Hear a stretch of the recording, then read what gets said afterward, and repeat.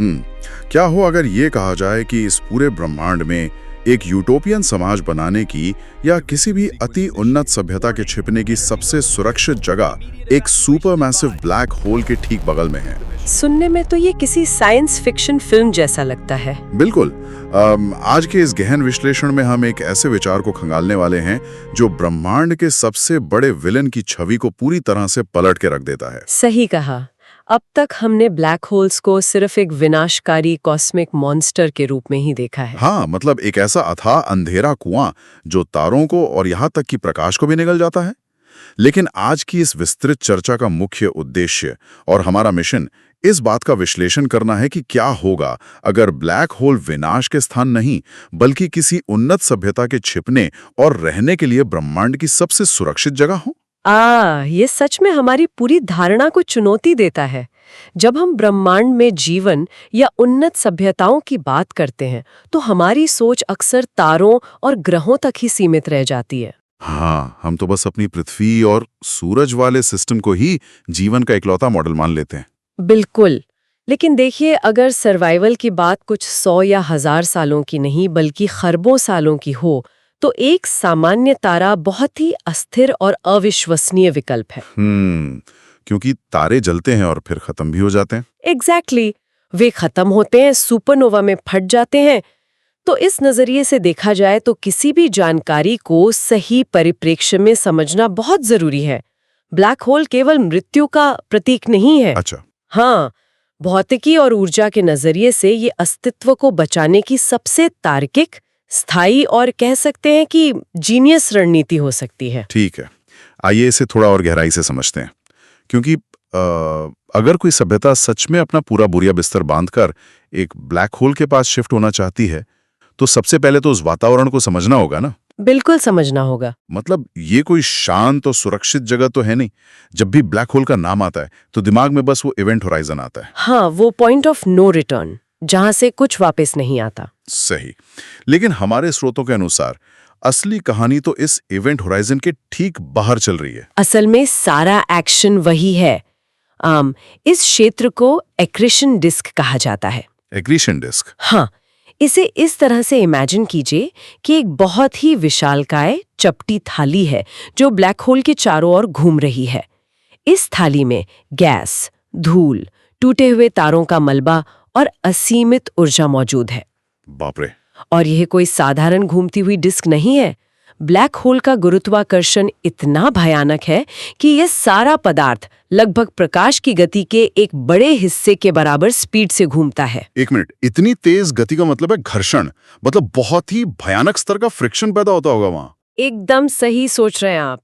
यहाँ जो बात सबसे हैरान करने वाली है वो ये है कि इस घर्षण की वजह से उस एक्रीशन डिस्क का तापमान कुछ 1000 डिग्री नहीं बल्कि लाखों करोड़ों डिग्री तक पहुंच जाता है। करोड़ों डिग्री? ये तो सूरज के कोर से भी ज्यादा गर्म हो गया। बिल्कुल, ये इतना गर्म होता है कि वहां से एक्सरे और गामा रे के रूप में विशाल मात्रा में रेडिएशन निकलता है।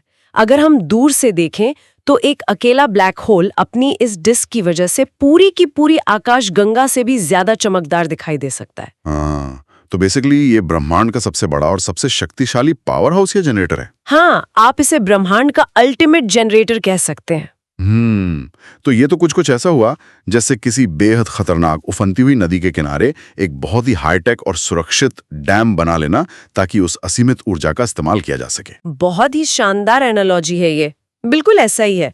अगर कोई सभ्यता तकनीकी रूप से इतनी सक्षम हो चुकी है तो वे इवेंट होराइजन से एक सुरक्षित दूरी पर विशाल ऑर्बिटल हैबिटेट्स यानी कक्षीय निवास बना सकते हैं। और वे इस रेडिएशन को सोखकर ऊर्जा में बदल लेंगे। हाँ, और ये तारों से ऊर्जा लेने से कहीं ज्यादा कुशल है। इससे कोई सभ्यता कार्दाशेव स्केल पर टाइप 2 या टाइप 3 स्तर तक पहुंच सकती है। मतलब वे सिर्फ एक ग्रह या तारे की नहीं बल्कि पूरी आकाश गंगा के बराबर ऊर्जा को नियंत्रित कर रहे होंगे। बिल्कुल। ये सिर्फ ऊर्जा नहीं है बल्कि पूरी सभ्यता को ब्रह्मांडीय स्तर पर आत्मनिर्भर बनाने का एक तरीका है। असीमित ऊर्जा हासिल करना तो किसी भी सभ्यता के लिए एक बहुत बड़ा गेम चेंजर है। लेकिन यार, असीमित ऊर्जा भी आपको ब्रह्मांड के प्राकृतिक अंश से तो नहीं बचा सकती है ना। हाँ, ये एक बहुत बड़ा सच है। ऊर्जा एक समस्या का समाधान जरूर है, लेकिन एक और बड़ी समस्या है ब्रह्मांड का अपना जीवन काल।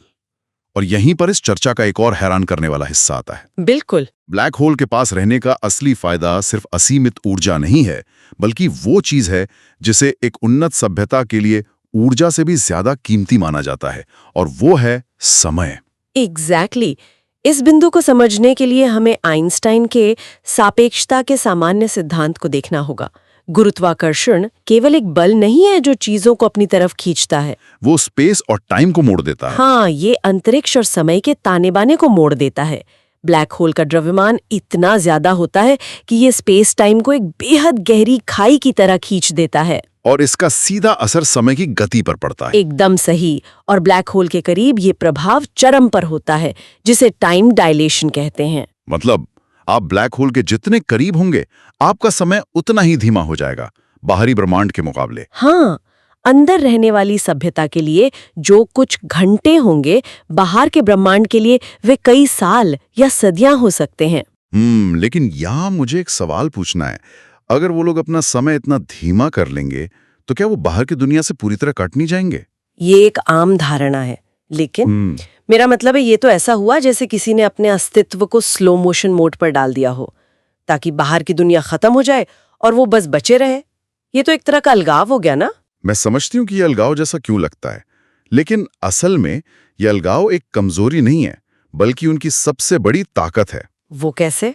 इसे ऐसे देखिए, हमारा ब्रह्मांड धीरे धीरे हीट डेथ की ओर बढ़ रहा है। हीट डेथ यानी ऐसी स्थिति जहां सारी ऊर्जा समान रूप से बन जाएगी और कुछ भी नया नहीं हो सकेगा। बिल्कुल, जब कोई काम नहीं हो सकेगा, सब कुछ ठंडा और शांत हो जाएगा।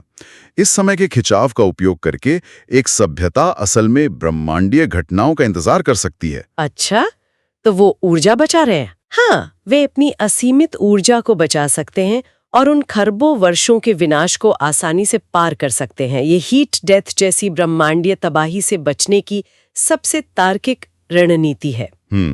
ठीक है।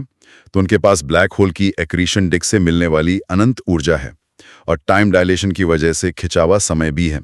लेकिन तो इस सब का असल में क्या मतलब है? क्या मतलब है से आपका क्या आशय है? मेरा मतलब है कि जब उनके पास ऊर्जा और समय दोनों हैं, तो वे इस समय का करेंगे क्या? सिर्फ बैठकर ब्रह्मांड को खत्म होते तो नहीं देखेंगे। बिल्कुल नहीं। वे इतनी लंबे समय तक किस चीज में व्यस्त रहेंगे? यहाँ हमारे स्रोतों में एक विचार आता है सापेक्षिक कंप्यूटिंग का, जिसने सच में मेरे दिमाग के तार झकझोर दिए। हाँ, रिलेटिविस्टिक कंप्यूटिंग, ये बहुत ही उन्नत अवधारणा है। तो वे अपने ज्ञान और तकनीक को बढ़ाने के लिए समय का उपयोग करेंगे। एग्जैक्टली। देखिए, अत्यधिक गुरुत्वाकर्षण वाले वातावरण में सूचनाएं को प्रोसेस करना अविश्वसनीय रूप से कुशल हो जाता है। हाँ, मतलब स्पेस टाइम के घुमाव का उपयोग करके कंप्यूटर बनाना। हाँ? वे ऐसे कंप्यूटर बना सकते हैं जो इन सापेक्षिक सिद्धांतों पर काम करते हैं। तो बाहर से देखने पर कैसा लगेगा? बाहर से देखने पर ऐसा लगेगा कि उनका कंप्यूटर एक सामान्य सी गणना करने में लाखों साल ले रहा है। अरे बाप रे। लेकिन उनके नजरिए से, उनके उस धीमे समय के फ्रेम में वे बहुत तेजी से सिमुलेशन चला रहे होंगे और तकनीकी विकास कर रहे होंगे। मतलब वे ब्रह्मांड की एक बिल्कुल ही अलग टेम्पोरल लेयर में जी रहे होंगे, उस समय के अलग ही स्तर पर। बिल्कुल सही। लेकिन यार, क्या ये सब किसी साइंस फिक्शन फिल्म की तरह नहीं लगता? मेरा मतलब है, ये सब बिना किसी बड़े जोखिम के तो संभव नहीं है। वहाँ एक्रीशन डिस्क का भयानक रेडिएशन है। जोखिम तो बहुत बड़ा है।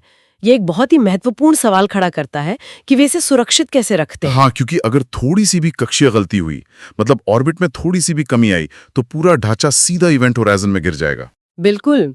और ब्लैक होल कोई ऐसी जगह नहीं है जहां आप गलतियों से सीख सकते हैं। गुरुत्वाकर्षण की वजह से चीजों का खिंचकर टूट जाना बहुत ही भयानक होता है, जिसे स्पैगेटिफिकेशन कहते हैं।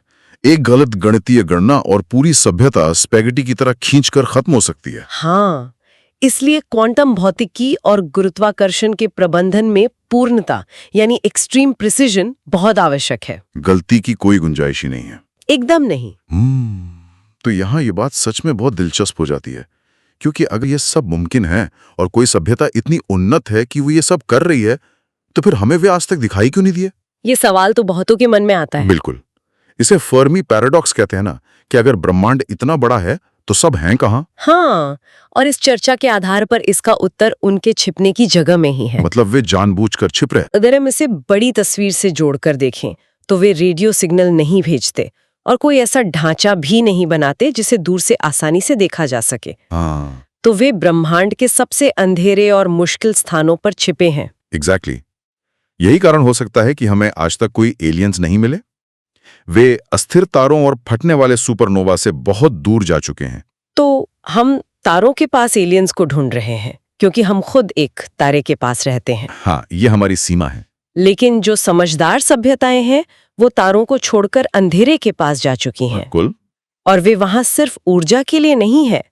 कुछ सिद्धांतों के अनुसार ब्लैक होल में गिरने वाली जानकारी कभी नष्ट नहीं होती। हाँ, वो उसकी सतह पर अंकित हो जाती है। एकदम सही, वो इनकोड हो जाती है।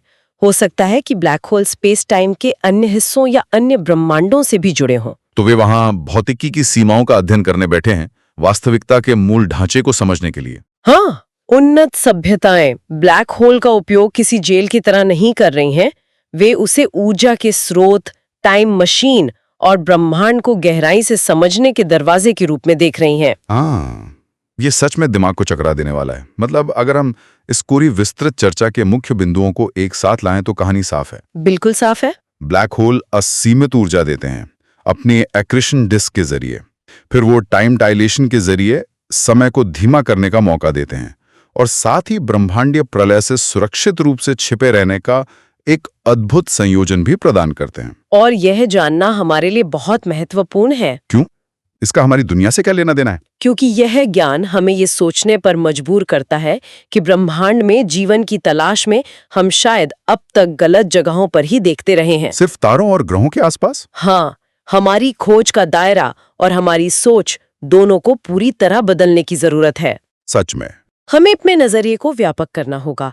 और इस चर्चा को खत्म करने से पहले स्रोतों से निकला एक अंतिम और बिल्कुल नया विचार मैं सामने रखना चाहता हूँ। हाँ बिल्कुल, वो होलोग्राफिक सिद्धांत वाला विचार। एग्जैक्टली। हमने अभी बात की कि ब्लैक होल में गिरने वाली जानकारी नष्ट नहीं होती बल्कि उसकी सतह पर एनकोड हो जाती है। हाँ, इवेंट होराइजन पर। तो क्या ऐसा हो सकता है कि ये उन्नत सभ्यताएं केवल ब्लैक होल के बाहर अपने ऑर्बिटल हैबिटेट्स में रह ही नहीं रही हैं? मतलब? मेरा मतलब है, क्या ऐसा संभव है कि वे जानबूझकर अपने पूरे इतिहास, अपनी संस्कृति और अपने संपूर्ण ज्ञान को ब्लैक होल के इवेंट होराइजन पर इनकोड कर रही हों?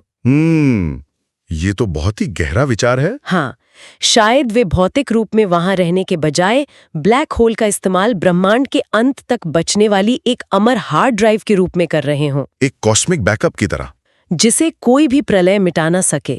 बिल्कुल, एक ऐसा बैकअप जो हीट डेथ के बाद भी बना रहे। ये विचार सच में श्रोताओं को लंबे समय तक सोचने पर मजबूर कर देगा कि शायद ब्रह्मांड का सबसे बड़ा आर्काइव उन अंधेरे कुओं की सतह पर लिखा जा रहा है और हम बस तारों की रोशनी में ही उलझे हुए हैं।